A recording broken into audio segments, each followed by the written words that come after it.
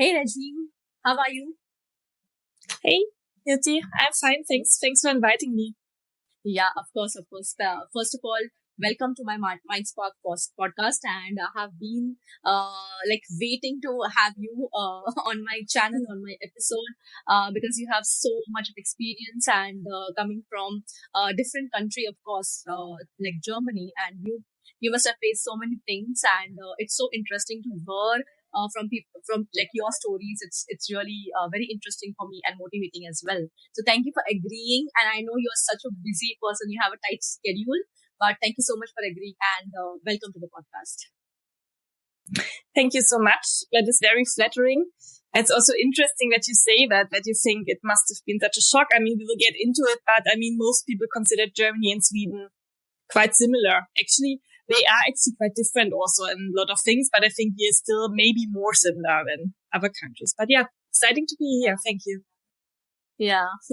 So I have been in Germany, like I think I was only for a couple of months, not much. It was just a transition time when I came from India. We went to Germany for some training. My husband had some training for 1 month, and then we came to Gothenburg. So I don't have much experience of living in Germany, but I definitely noticed for like a couple of things. One is that it's completely closed on Sundays. Yes, that's true. And another thing is that people are not that friendly. I mean, I was like, smiling and smiling with every person, and I didn't get the smile back. So only these two things I observed. So yeah, I'm pretty excited to dig into this conversation and share tons of information with our audience as well. So, Regine, I want to ask you, just start from the your early life, basically your education, your childhood, a little bit of background, like how your life was in Germany when you were a child. Yeah, it's a bit it's a bit hard actually, to be honest, to start with that. It's because it's such an open question. I mean, my life is to many others, maybe in Germany, maybe just average. But I do think that there are some differences since I'm born in Eastern Germany, which was like back then before my GDR. Because I'm just right, was born before the wall fell. It was 1988. And that's why I, for example, from a very early age on, went to something which is, yeah, similar to kindergarten or to the Swedish first schooler. I was like 2 years old when I entered, and this is, for example, not something which all the people in Germany share, because a lot of people in Western Germany didn't have that kind of childcare. In that age, they came like later in that, like when they were 4 or 5. And my mother was also working most of the time full time when I was very young, which is also a little bit special to the Eastern German experience and is something quite similar to the Swedish experience, actually, I think. So I feel like that part was quite easy for me to adapt to as well. And when I was living partly, I think until I was 10 years old, I was living in Eastern Germany. And then my family moved away to Bavaria. And afterwards, I went to get an education in Berlin. But not just to get an education, but also to live in a big city, big capital, and to start a media career. Afterwards, I actually moved back. Like, I think I was in Berlin 8 years. And then I moved actually to another Eastern German town, not the one where I was born with. I had no relation to that. The only reason I moved there was because I did a journalistic training after my master's and become an editor and news reporter in Eastern Germany. The reason why I did this was I applied in the whole country. I really wanted to get the opportunity to get an editor and a reporter, and I thought it was interesting actually, just because there are still effects of the differences between Eastern and Western Germany, which you can still see today. I also thought from a journalistic perspective, it was interesting to be a journalist there. Yeah, so that's about it's my life in short. Yeah, of course, of course. It's very difficult to summarize your childhood or your education, everything, like your 18, 20 years of your life in like a very short span. But I think you did good. What are the differences? Like, you were talking about Eastern Germany and Western Germany. Like, I mean, I'm a complete new. So, what are the major differences? Like, Um, I mean, it is one country today. So a lot of things are, of course, not that different, but it has been two different political systems until 1989. Germany was communist. It had a socialist government, and it was also a dictatorship. Whereas Western Germany was was already the same kind of society as it is now, like a system of free market. And you can just see in how the people are that they're shaped by different experiences. That they, it's so many things. I could hold a whole lecture about it, but maybe the main things is that like 1% was growing up in a dictatorship, and 1% was just not. And people could not travel as freely, for example, than they could be in Western Germany. And I still think that this dividends about a traditional role of women in Western Germany until a certain time was more being a housewife, or at least working much less than their husbands. This is something which has still an influence, I think, a lot on the women in Western Germany. And Eastern Germany, I think it is much more normal, like it was much more normal that both parents were going to work full time, and childcare is something a bit more normalized, and you could see still the structures of that today as well. Right. So you finished your education in Berlin, and then you started your work as an editor or journalist in Berlin itself, or you went back to your home?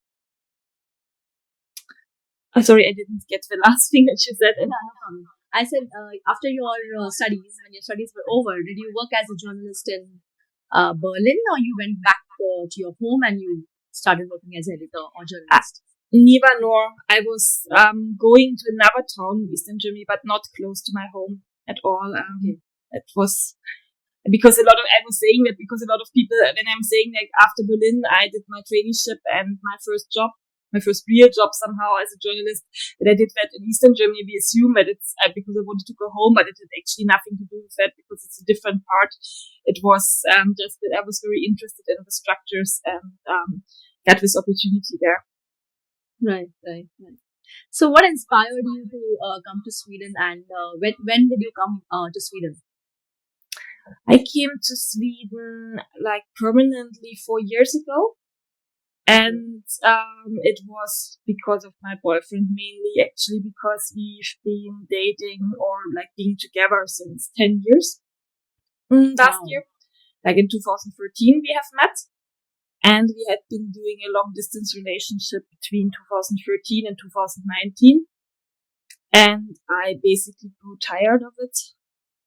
And I felt also that I was ready for a change in my career at that point. Because that was the main reason why we had this long distance relationship for such a long time. It's because we're both journalists, and it's not that easy to work in another country as a media professional, as you know, as well. Yes, definitely. So, but at that time, I felt ready to come here. So, after coming to Sweden, you said you came 4 years back. So, how was your experience or the first impression, like first few days or first few months after coming to Sweden? How did you feel? Did you get any culture shock, or it was same? Or how did you find opportunities? How was your experience basically in the initial period after arriving to Sweden? Yeah, the thing is, it is very long ago to me, a long time ago when I first came to Sweden. The thing is, I was here on a regular basis between 2013 and 2019 already because of that long distance relationship somehow. But what I do remember, what was different is that I felt that people were less easy to talk to actually than in Germany.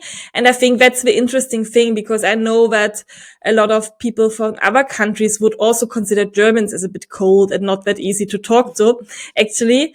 But I still had this expression in Sweden as well, because I feel like people are even more isolating in Sweden as well than in Germany. We might smile more. You're right about that. And that is something which I appreciate a lot, actually. I mean, I really like living in Sweden because I feel like a lot of people are very nice, even though they don't want to tell you maybe the story of their lives immediately or something like that. It is still like that they like small talk, trying to always make you give you a good feeling. Whereas in Germany, it is really okay to be rude somehow. It is socially accepted to be rude to strangers, which I really don't like. But yeah, moving for real to Sweden was still a little bit different than that, because I had to adapt to the bureaucracy as well. And yeah, I tried to be a part of society in a different way than I had before, when I was just visiting. And the bureaucracy part, to be honest, I found not so hard, because I think that the German bureaucracy is much worse. It has a lot to do with papers still. And I feel in Sweden, just that you can do most things online was a huge relief to me. But still, it was very challenging for me. I mean, very challenging. I feel really bad saying this, because I'm an EU citizen, so a lot of things are easier for me than for a lot of other people who are not from the EU. But I still thought it was challenging to get the Personnummer when I moved here for real, because that is a concept which most people in my experience who are from Sweden don't even realize that the Personnummer is a thing somehow. That they just know that they have it since they are born, and they know them to have them by heart, and they're just so used to having to have it for everything. But in Germany, it doesn't work like that. You have your ID to prove your identity. I feel the ID is, I mean, I had to get a Swedish ID as well, and I need it all the time when I go to a doctor or when I go to the post office, but it doesn't have the same power with identifying yourself. You're nothing without this Personnummer, and I didn't have that for the first, I don't know, how long was it? For the first 11 months.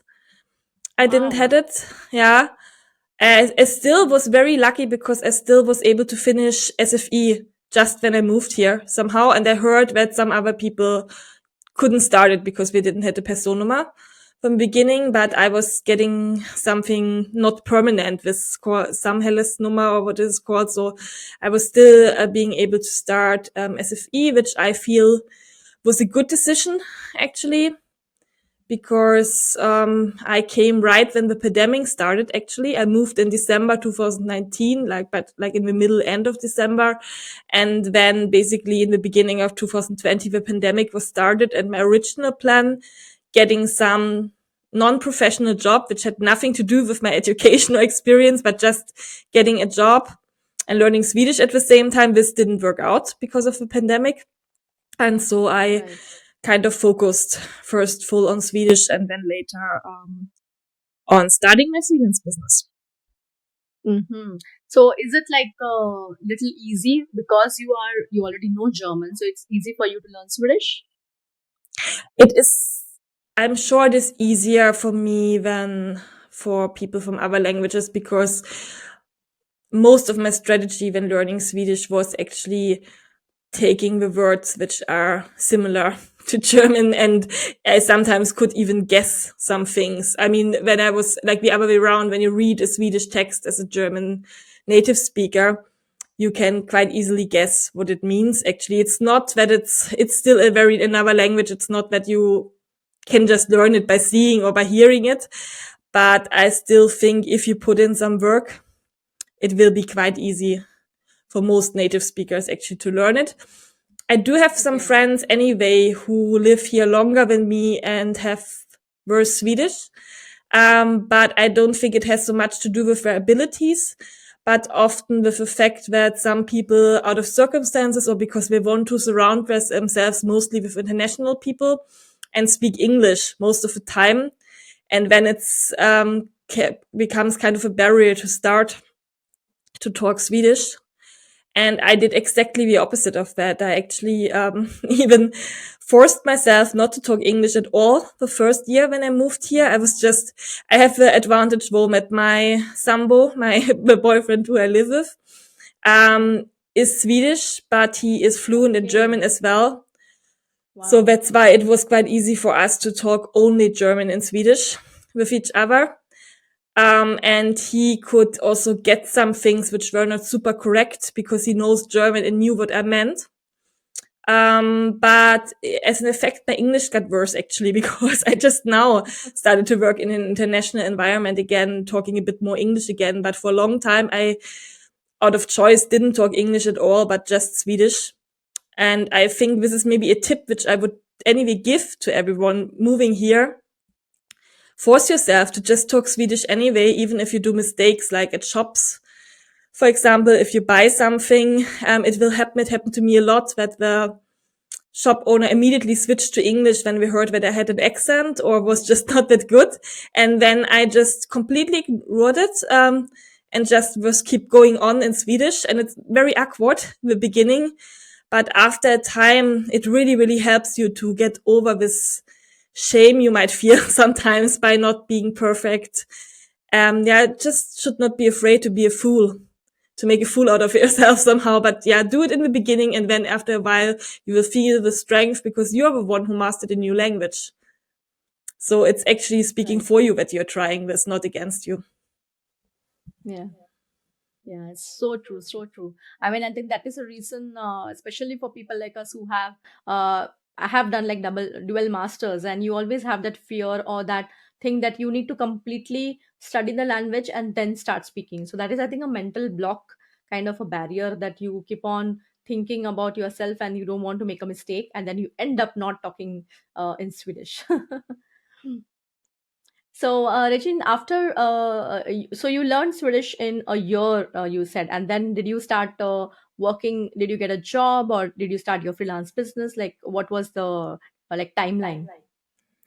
Yes, it was, I learned Swedish in a little bit more than a year if you count together all the courses. I did all the SFE courses first. And afterwards, I did those courses which are called Svenska som andraspråk in Swedish, like they are advanced Swedish courses somehow. You don't really have to do them if your job, for example, doesn't involve a lot of talking or if it doesn't need this qualification. But I did it because we were doing a lot of writing in those as well. It was a bit boring actually because it was academic text which we were writing, like a lot of literature analysis and debate papers and stuff like that. Um, so I felt like, okay, I already have a bachelor, and master's, and I did a traineeship. So I don't really want to get back to this writing literature analysis and debate articles and stuff like that.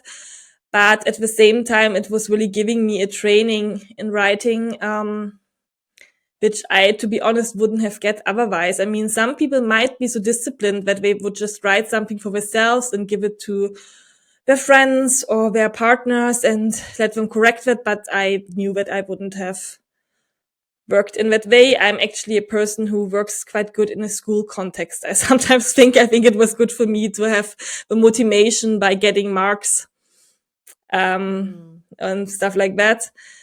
And yeah, this was a little bit more like it was maybe a year and 3 months or something like this, the whole Swedish learning thing. But at the end of that, I mean, I also wrote a book of poems, which was a little bit of a passion project and published it. Wow. And at the same time, also started to have my first freelance assignments as well. And then as soon as I got the Personnummer in November 2020, at that time, I started my business for real, focused more on it. And some months later, it was in July 2021, I also got a part-time job as a translator, because I wanted to gain a little bit more experience in that field as well. And it was just a good add-on to my freelance business as a journalist. Wow, wow. That's such an amazing and inspiring journey what you have told. Like it was pretty fast, I feel like you learned the Swedish and you also started your business and then you also have like a job. That's like really commendable. So now currently so you're working as well as you're doing like business as well. Yes, I mean, it's both like working. I kind of see it as one thing. It's just that 1.5 days of a week, I go to the office where I do my translation work as well. Okay. But I also have in my freelance business, I also have translation work for other clients.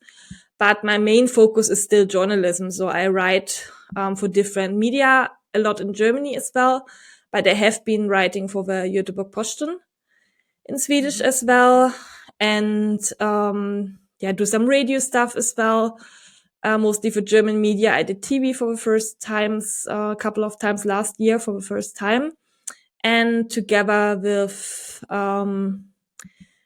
people who I met for a funding program, we just founded the Gothenburg Media Hub, which is a Right, right. project. That's so exciting. Yeah, it is very exciting.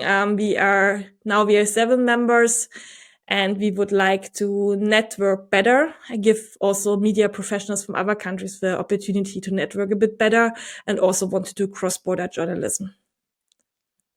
That's amazing. I've attended the event, so I can vouch for that, and I have shared it also with my audience because I also feel that there is such a gap in Gothenburg, especially. I don't know about Stockholm, but in Gothenburg we don't have enough co-working spaces or these creative hubs where freelancers, photographers, graphic designers, creative people can come together, share ideas, and maybe grow from there, or also network and mingle. There is no such platform. So congratulations and thank you so much for opening that because I was looking forward to something like this. Yeah, it's great feedback actually for me and for the others. I will share it with my team as well, or we will hear it here. I will share this podcast episode as well with them, because that's exactly how we were thinking that a lot of things are centered in Stockholm. I mean, Gothenburg does have a very well-known journalism university and a master's in investigative journalism. Last year in September, there was even the global investigative journalism conference hosted in Gothenburg. So there is a lot of journalistic connection, but Okay. also we feel also like you and the participants who came to our first event in November was really all having a feeling that there's still a gap of connections, knowing where opportunities lies, especially if you're a foreigner. Somehow it feels Right. like in Gothenburg, I also talked with people from like not journalism, but from other fields of communication about this, that we said, if we were in Malmö or in Stockholm, it would be so much more normal that people would come from different countries and people speaking more English with each other. It is especially in Gothenburg somehow where it is a bit of a forgotten spot for some reasons. We don't know yet. We want to figure out a little bit why it is like that. But yeah, it seems like here people are really, yeah, having the need, for a place where we come to and feel like home and get connected, to others. Right, right. So what is the tip or advice you can give if someone like coming to study here in Sweden or coming to they want their career to be in journalism or somewhere in the creative space? What are the like first three tips or advice would you like to give them, like what they can do to have a career in this field? It depends a little bit, on where you're from and what you already have. For example, what is quite unique to Germany is that you don't necessarily have to have studied journalism to become a journalist, but you can do it like me. I studied something else first. I studied, for example, German language and literature and historical urban studies. And then I did this traineeship in journalism, which is going to journalism school, but at the same time already working full time at the media. And then you have quite good possibilities to get a job at this newspaper, for example, were writing before. Whereas in Sweden, it is more normal that you study journalism. It's about 2 years of education, usually the bachelor. And then you can do a master, which is usually 1 to 2 years. And when you do internships, which are in Sweden much better paid than in Germany, for example, and when you can try to get a job if you want to work employed, it is not that easy. I have to be honest about this, where it's a lot of competition, where a lot of people also from Sweden who don't get the jobs in journalism they want to have, or don't get a job in journalism at all, and change fields right after university, because it's a big country, but it has not so many inhabitants actually. And that's why it's also not so much media in Sweden. So I compare it to Germany, for example, there's so much more different opportunities and more media, but just also because German, like English, is a much bigger language.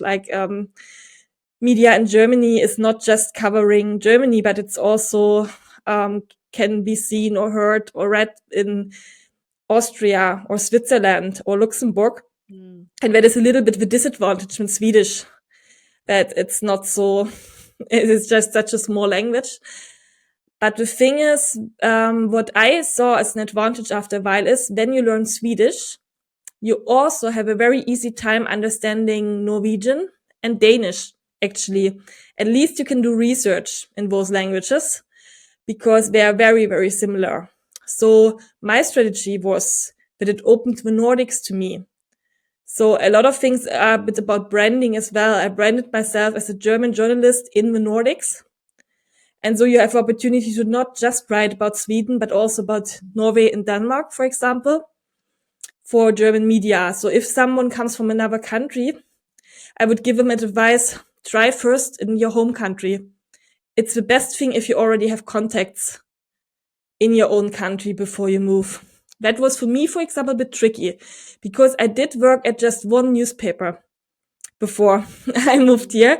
I had some contacts to some other media, but it took me quite a while to just build this brand and get in touch with editors and other journalists as well. So if I would do something different now, I would maybe not getting an employment in Germany, but doing more internships, doing more freelancing and stuff like that before moving here, because it would have given me a better start with freelancing.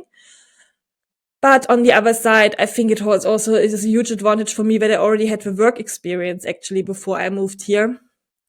So because I see but some younger journalists are really struggling with that, like understanding how editors think and how editors work, because they have freelanced, but they never worked in a newsroom, for example. So they don't really know in the same way how this is going. So I think if you're doing such a big step as moving abroad, at least you have to have some work experience in your field if you plan to work in the same field. I think it is very hard if you just have studied in your home country and move it immediately without work experience after university, for example. Then, it's like starting completely new. Yes. Totally, I agree. So what do you what is your next plan, like, for the next few years, like a vision, if you have, for of course the media hub as well as for yourself? Like, would you continue the freelancing business? Is this like a very good viable business, like you are able to earn well out of it? And what is your future plans for media hub as well? Good question.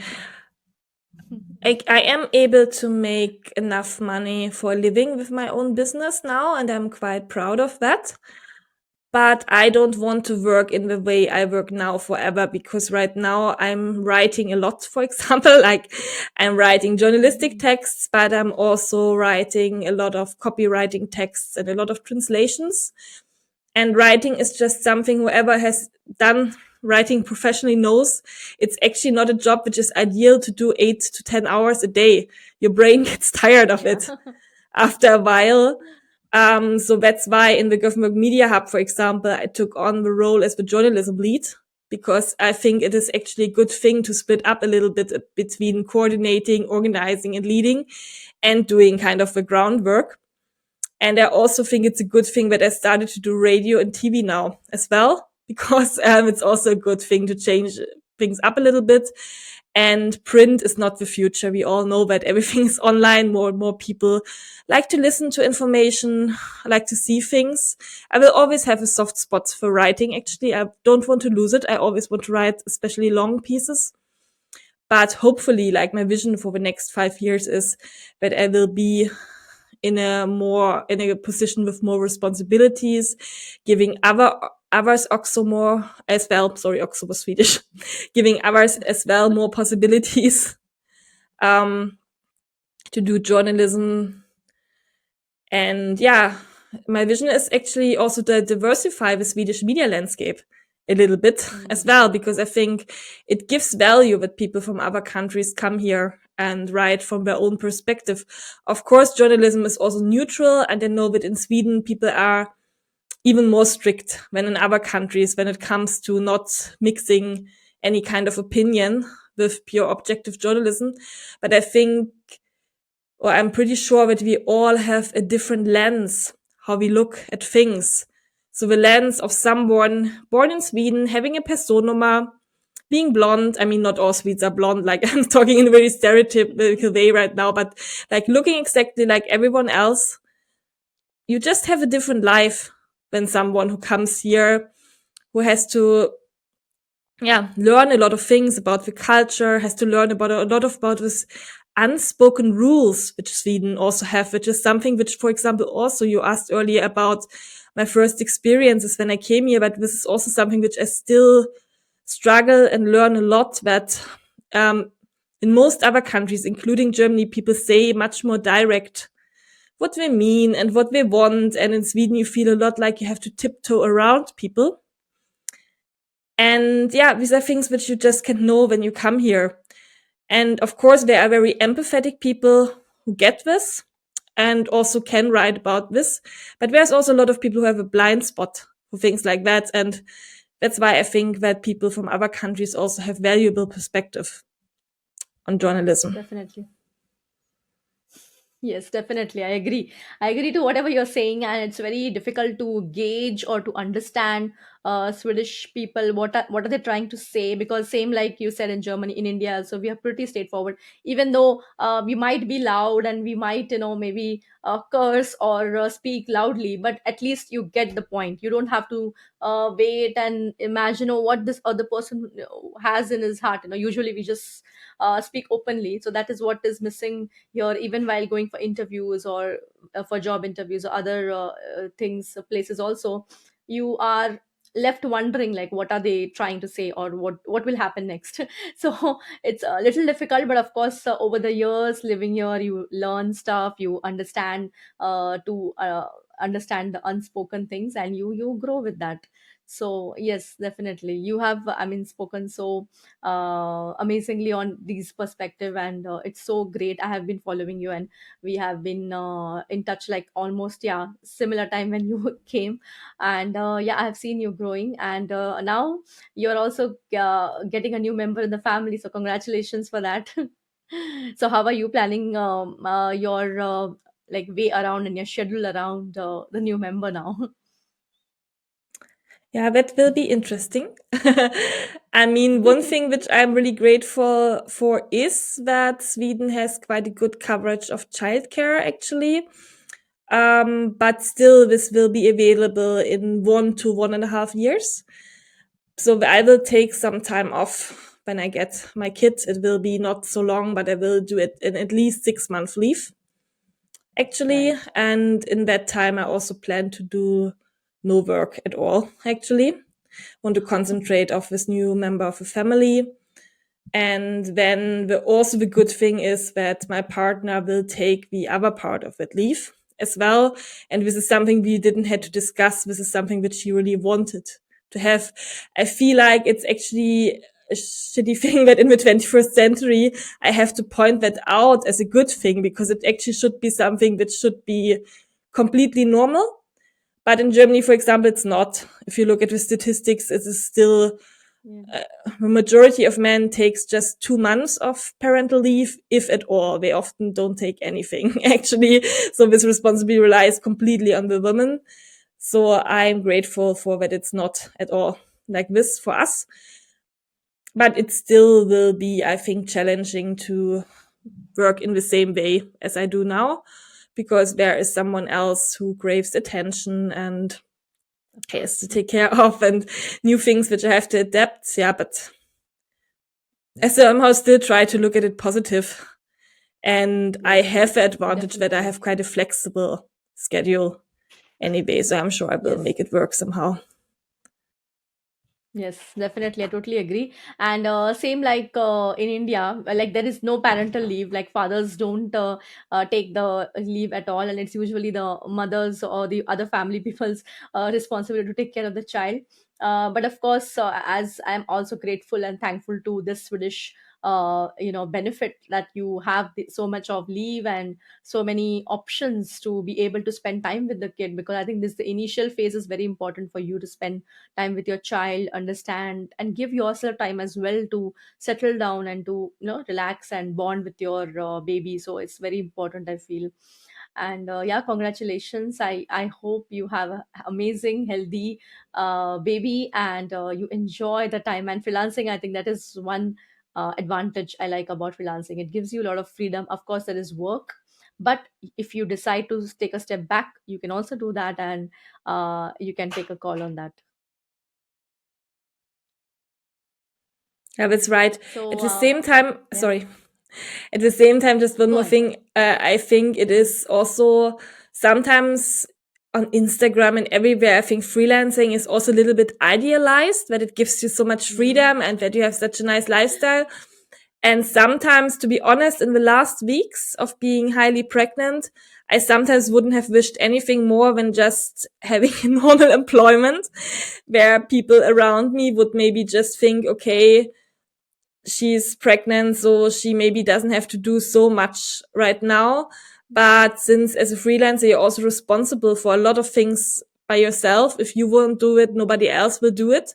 I think it can increase with Yes. stress as well. So that's why I'm also, yeah, excited about how it will be if I have to take someone else into the schedule as well.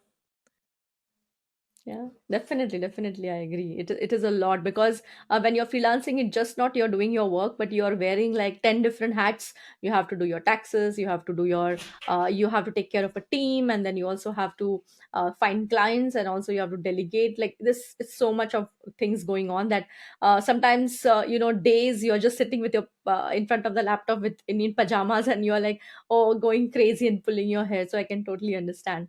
But yeah, Regine, thank you so much for coming today and speaking your mind here. And I'm sure this is going to inspire so many people who are listening. And I'm going to mention all the details of Regine in the description box. You can check it out if you're watching on YouTube, and also in the show notes if you're listening on Spotify. So thank you so much, Regine, for your amazing, amazing conversation. Thank you so much for inviting me. Thank you. Thank you. Bye.